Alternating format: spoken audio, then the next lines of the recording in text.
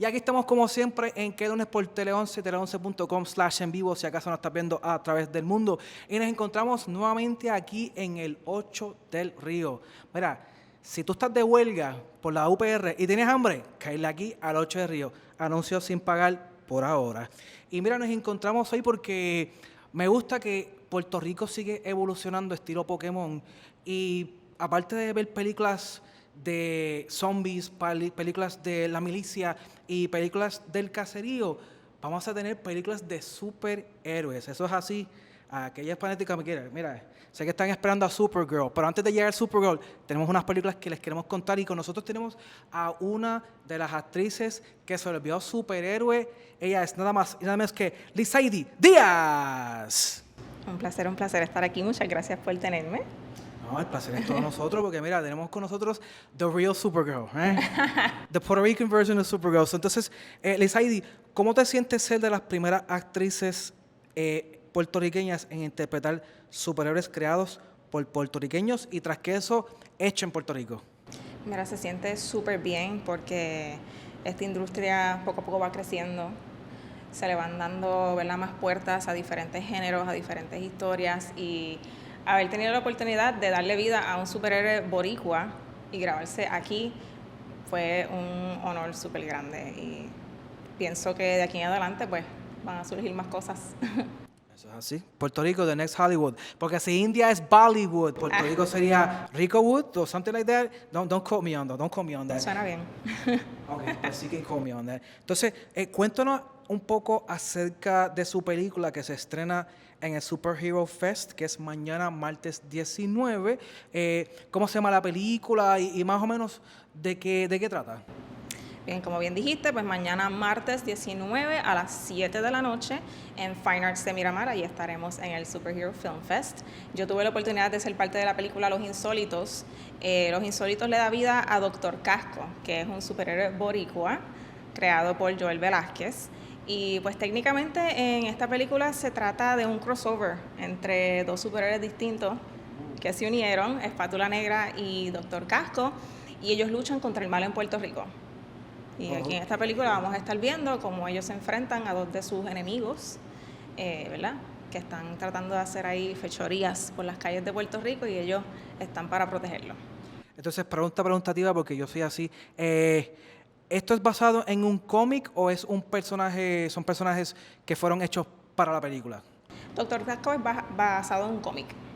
Nice. Sí, si van a las redes pueden buscar así mismo Doctor Casco y van a ver una serie de cómics. Él tiene toda ya su historia desarrollada, sus propios personajes y demás. Ya Espátula Negra es un personaje creado por Wilfred Miranda. Él poquito a poco le está dando a vida a este personaje. Es la primera vez que este personaje va a ser su estelar en el Superhero Film Fest. Y ya más adelante pues van a poder seguir viendo más cositas de Espátula Negra. Para que ustedes vean. Son cómics convertidos. Mira, James Gunn, si quieres introducir más personajes al DCU, just give them a call. Claro. Entonces, ahora cuéntanos acerca de su personaje. ¿Qué poderes tiene? ¿Y ella es heroína o es villana? No, ella es una heroína. Ella también vela por las calles de Puerto Rico. Se llama Espátula Negra. Su máster es el sí. Ella es el personaje principal. Oh my God. Ok, continue. Sí, claro, yo le doy vida pues a Espátula Negra. Su máster es el Kitchen Fu. El Kitchen Fu porque ella en su vida regular de no heroína, ¿verdad? Ella trabaja en un bakery. Nice. Así que ahí se desarrolló más o menos esas habilidades cuando ella, ¿verdad?, tuvo un percance en su vida personal. Ella decidió que ella quería también proteger a los ciudadanos de Puerto Rico y se fue entrenando, fue adquiriendo estos poderes y pues ya tienen que ir al Superhero Film Fest para que vean cómo se desarrolla esta superheroína. Mira qué chévere. Entonces, ¿es una película full film o es un cortometraje? Es un cortometraje. La mayoría, ¿verdad?, de las películas que se van a estar presentando ese día en el Superhero Film Fest son todos cortometrajes, pero lo importante es que pues todos son adaptados a superhéroes boricua, creados por escritores de aquí, así que va a ser una experiencia bien chula. Para mí es más que un honor, porque, ¿verdad?, investigué un poco esta jugadora, una de las jugadoras que tiene grandes proyecciones a lo que es en el futuro en la Liga MX de México. Además de que es mi primera jugadora que entrevista a la Liga MX oficial, así que estoy súper agradecido por la oportunidad. Y es nada más y nada menos que Jaqueline González. ¿Cómo estás? Hola, hola, ¿qué tal, Luis? Bien, gracias. ¿Tú cómo andas? ¿Cómo estás? Todo bien, gracias a Dios. Quiero, ¿verdad? Has tenido la oportunidad de estar en la Liga MX, has podido ver el desempeño, o sea, cómo la Liga MX ha evolucionado. Tiene grandes jugadoras, o sea, tiene campeonas del mundo como Jennifer Hermoso, tiene otras grandes jugadoras con grandes calidades. De los que has podido ver, ¿qué tú crees que le hace falta a la Liga MX para llegar al próximo nivel? Yo creo que no estamos muy lejos de eso, pero pienso que a veces como mexicanos siento que nos achicopalamos cuando llega alguien extranjero. O sea, no sé cómo decirlo porque siento que en la actualidad hay equipos con más extranjeras que mexicanas. O sea, esa es la realidad. Digo que a veces nosotros tenemos un poquito la culpa por que, que a veces somos muy conformistas con lo que tenemos. Y creo que esa parte y esa mentalidad la tenemos que cambiar un poquito, porque pues ser mexicanos es mucha cosa, ser mexicano es ser grande, entonces siento que también esa parte influye demasiado. Interesante ese comentario que me haces, ¿verdad? Que cuando llegan los extranjeros, ¿verdad? Como que le cogen miedo porque viene de afuera, ¿no? Quizás con esta mentalidad, yo soy de Puerto Rico y a nosotros nos pasa lo mismo, lo que viene del norte es lo mejor. Y me imagino que en el caso de ustedes, lo que viene de Europa o de Sudamérica es lo mejor. Y como que, uy, viene refuerzo, o sea, y yo pienso que eso es lo que te tiene que motivar para tú decir, tú traes ese refuerzo, dame la oportunidad de competir por esa posición que yo me la voy a ganar. Y Sí, así es, o sea, porque al final del día hasta los refuerzos mismos se sorprenden porque ellos están acostumbrados a eso mismo y yo llegar y dame mi puesto. No, o sea, yo pienso que tienes razón en esa área, yo pienso que no solamente en México, en cualquier parte del mundo, cuando llegue un refuerzo en tu posición, compítela, o sea, claro que trata de ganártela. sí, no, no digo, o sea, yo respeto mucho a las extranjeras porque hay extranjeras que son buenísimas y que yo Ujú. digo, no, pues hombre, sí vienen y compiten y todo. Pero sí hay, o sea, es lo que te digo, hay, por ejemplo, no sé, te voy a poner un ejemplo X, que en mi caso llegara en Puebla ahorita una extranjera central, yo creo que eso a mí me motivaría para decir, no, o sea, como lo dices tú, yo tengo que ganarme mi lugar como de forma, o sea, no me importa de dónde venga, qué tenga ella, si esté más alta, si esté más fuerte, yo tengo que competir con mis habilidades que tengo y tal vez reforzar un poquito mis áreas de oportunidad. Y aquí estamos como siempre en el K-Pop Invasion, pero hoy tenemos el K-Pop slash J-Pop Invasion y tenemos de vuelta al galán, al hombre de las telenovelas. He is Josué, ¿qué la que hay, Josué? ¿Qué la que hay? ¿Cómo estamos? Todo muy Me- bien, gracias. Todo perfecto. ¿Cómo estás tú? Estamos bien, me dice Kimberly que tienes la gorra de BTS, tú tienes todas las conexiones. ¿Verdad? Estás en todas, estás en todas. Mira, yo tengo el pollito yito hoy porque no hay más nada. So, it is a pleasure for us to present to all of y'all, thanks to Playmaker and our dear friend Sohei, they are the J-pop, K-pop group of Orbits! 안녕하세요. 오르빗입니다. 안녕하세요. 안녕하세요. 안녕하세요. Alright, guys. Each member is a different planet. Was each member, did each member chose the planet or was it given by the company? 첫 번째 질문은 각 멤버가 서로 다른 행성을 투표한다고 들었는데요. 이 컨셉트는 멤버들이 이렇게 직접 선택한 건가요? 아니면 회사에서 해준, 정해준 건가요? 회사랑 같이 상의해서 정했습니다. Fue elegido con la empresa y nosotros. Okay, so, quick question. What planet would I be to you guys? 그리고, 아, 그럼 제가 어떤 행성일 것 같아요? 아, 딴 데? 김하준님? 아니, 네, 네. 아, The Sun. Mira, ya ustedes Son. saben. Me dijeron que I'm the sun on the center of the universe. Así que, thank you guys. Being a mix of Korean and Japanese talents, do you guys feel the fans benefit the most because of this K-pop meets J-pop union? 한국과 일본 출신 멤버들이 함께 있는 그룹인데요. 예, 이런 K-pop과 J-pop의 조합이 팬들에게 더 큰 장점이 된다고 생각하시나요?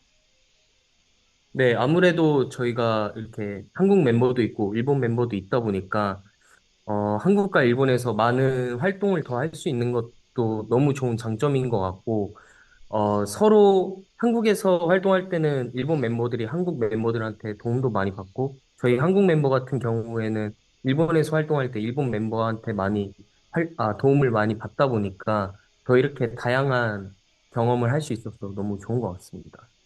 Talk to us about the new album Trans. And does trans mean transportation or does it mean transform? Like, what does this trans actually mean?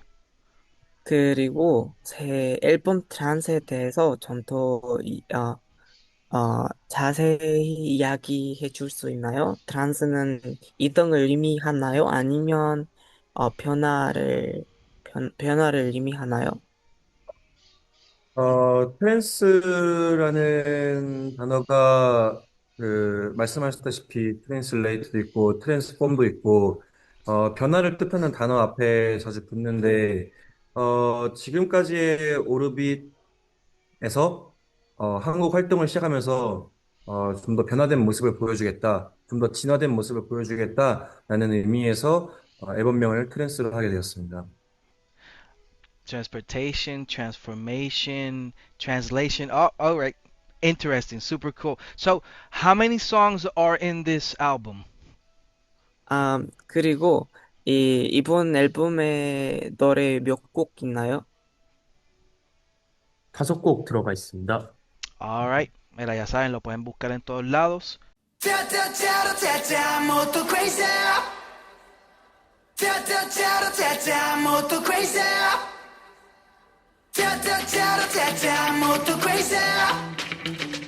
Don't you party moto, sorry baby. Moto crazy. Moto crazy. Moto crazy. Moto crazy.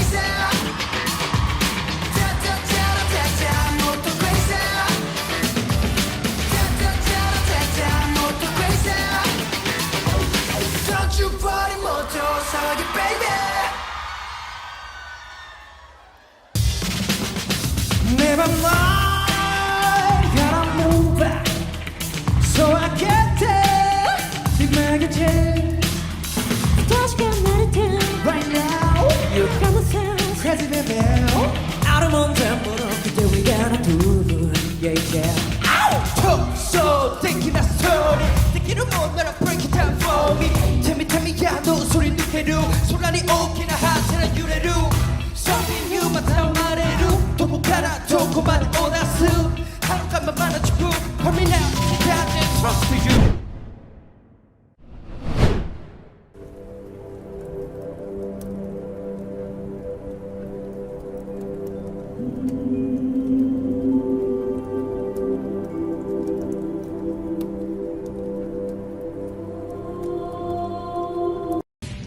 Hello, this is Steve Brian Kendrick. Excited to announce I'll be coming to Puerto Rico May 30th, 2026 for CWA's Fan Fest 18.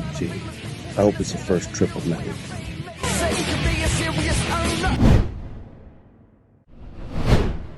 Y aquí estamos como siempre en Que Lunes por tele11, tele11.com/en vivo, si acaso nos estás viendo a través del mundo. Y hoy nos encontramos con alguien que nunca dejó morir los 80, porque aquí siempre tenemos lo mejor del rock and roll gracias a Season of Mist and Will.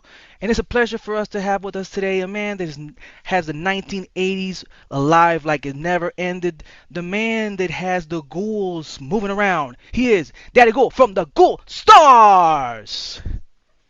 Hello. Glad to be here. It's a pleasure to have you here, man. It's a pleasure to have you here. So, where did the name Ghost Stars come from? Because I remember back in the day we used to hear like a lot of things like the ghouls, which were like the ghosts and the vampires and the zombies. But from one time period to another, we have not heard that word a lot.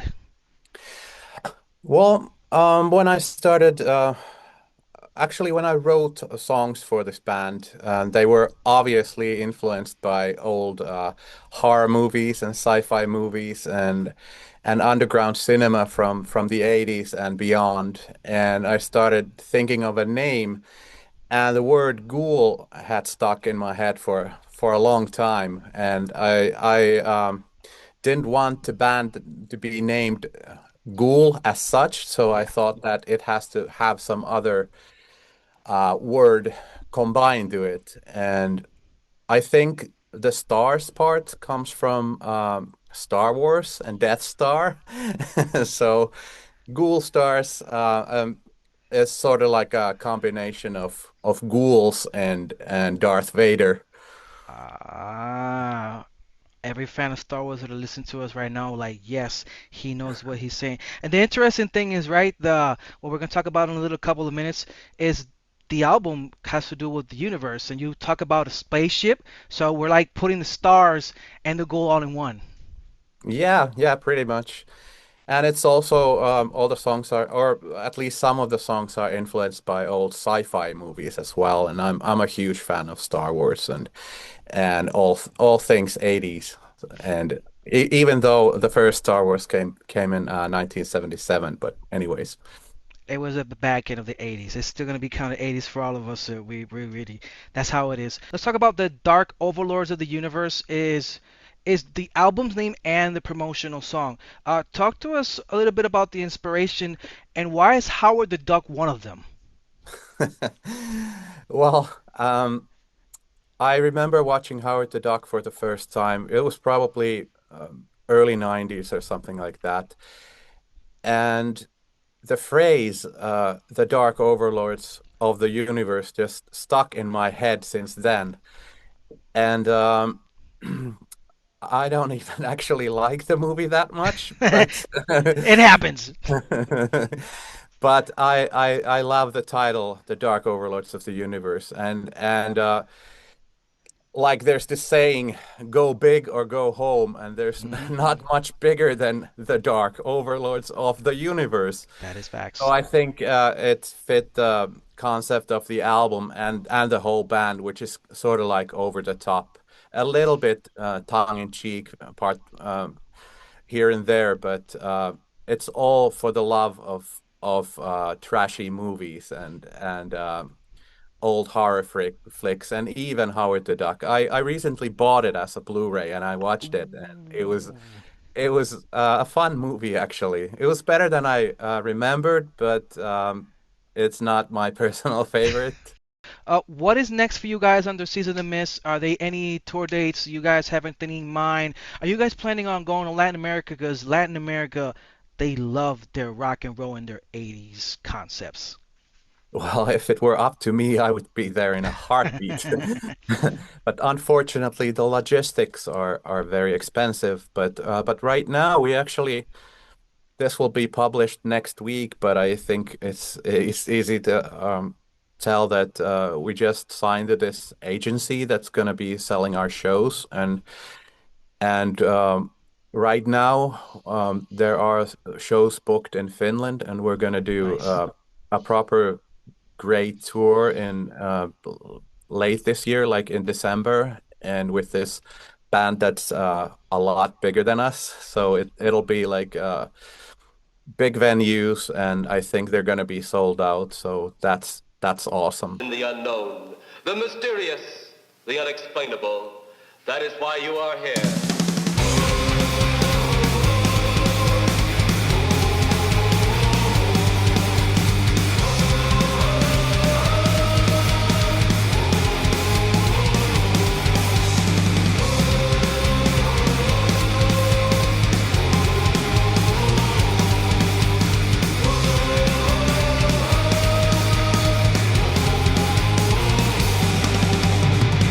Wicked monsters from outer space.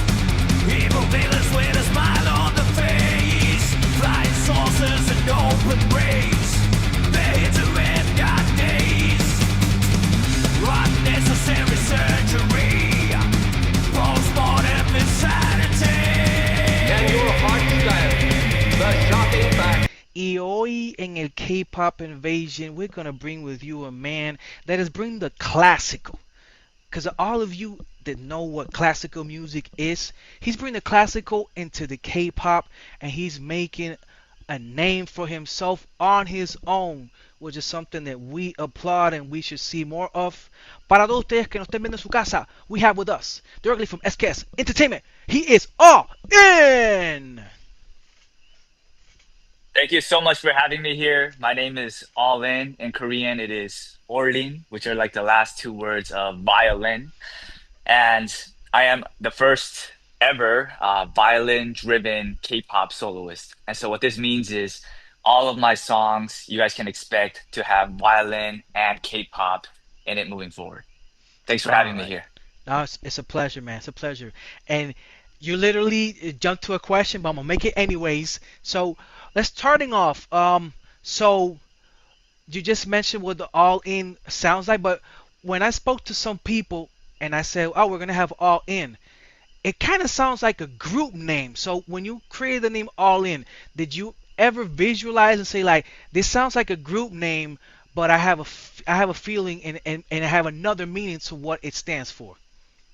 Yeah. So all in has dual meanings. And so when I first, actually, this name, I came up with it while talking to Rain's ex-manager. And Ooh. yeah, and so he actually was the one that helped me to go out on these shows because he saw some of my talents on the violin as well as dance and etc. And so um for me, the foundation of my name, I wanted to start it off with violin, and hence why in Korean it was Orlin. And then, but I didn't like the spelling of it when it was spelled into English. It was Olin originally. And then I was like, hey, why don't we just call it All In? Because I am actually going all in into this journey, into back into K-pop with the violin. And so in English, it can mean all in, but in Korean, it also means violin. And so that's how we decided to go with the dual meaning. All right. To Rain's former or current manager, thank you very much. Incredible name. We Up is your debut song as a solo artist and with your own company, SKS Entertainment. As you were, for those who remember, was also a member of Hiding. Tell us a little bit about the song and what do you mean when you say We Up? Yeah, and so We Up is a song that I wanted to go to the top of this journey, taking my fans with me. So we is me and my fan group, which is now called Encore. And they're the ones that are constantly like cheering me on, like encore after like a great performance. Yes. And they're also my core group. And so if you look at the N apostrophe core, it's like all in. But it has like that same type of spelling, but a dual meaning as well. But I believe like right now, one of the things that I saw that I wished could be better in K-pop is I wish, the idols had more freedom to be more transparent and to be able to share their journey, how they're feeling on their way up. And so in order to do that, in order to have this full no restriction, that's how I was able to start SKS Entertainment as well. Not only for the creative music direction, but also the freedom to be able to connect with fans and bring them up. And so We Up was like it was a song that I packed as much as I can for a debut song. I tried to put in a virtuoso type violin solo in the Yes. beginning, showcase a little bit of vocals, have a build up, show a little bit of my lower range of vocals, and then go into a powerful, chantable drop that we can all sing together. And then the meaning is, if we're together and we get to the end, we will rise together and we go up. Basically, we up, we up. And so I think that was like the meaning. And there was a little bit of symbolic meanings I put in there from my previous business I used to do. I used to sell cell phones. And so I added Yes. a whole bunch of meanings in there and then combined it to make We Up. And so I think the next song you guys can expect something a little bit more personable as well. The lyrics won't be as symbolic. It'll be more like what I actually felt and going through, and it'll have a little bit more of a K-pop rock factor to it as well. And of course, Ooh. we'll have some violin to it. Yeah. All right. This is giving me like an SS501 kind of vibe. Is everybody remembers SS501? They were like this rock, but they also had the violin and the cello. So that's what's kind of giving me that kind of vibe. Yes, sir. Yes, sir. You guys can also expect okay, I'll just drop it here to you guys first. The next song is going to be called Dream Higher. And if you have been watching a little bit of my social media videos, I have been talking about dreaming higher. I think the goal of this next song, the goal of this next upcoming album, is to really help those people who also dream to become a star or have any other dreams too, that you can really do it. If I can do it, Yes, sir. so can you. Just don't never give up. I think you said it was gonna be like July, September. What's like the time frame like looking like right now? Yeah, so I am trying my best to release it in July. I'm actually in conversation to potentially have a new music distributor partner. Yes, sir. And so if this does happen, if this does come to fruition, the timeline may be delayed by 2 to 3 weeks just because of the legal side of things. We'll Yes, have to sir. go through the contracts Hmm. and have a new, fresh setup of things. But I am trying my best to push it out by mid to late July at the current timeline. And then in the album, I am also planning that for around late September. And so in this album, I think you guys can expect not only just K-pop, like singing, rapping with violin, but you can Ooh. also expect a song like how Lindsey Sterling would have it, where it's also fully violin with a K-pop style instrumental as well. Yeah. We up, we up, we up all the way. Hola cha, no delay. Hey, if we are together, we're gonna rise to the top. Tune in. Thank you for so much for having me, Randall. Um, Please expect great music. Looking forward to seeing this interview live. Let's get it. Yeah, así que mira, si alguien sintonía además de que lunes por Tele 11. We up and we out. Peace.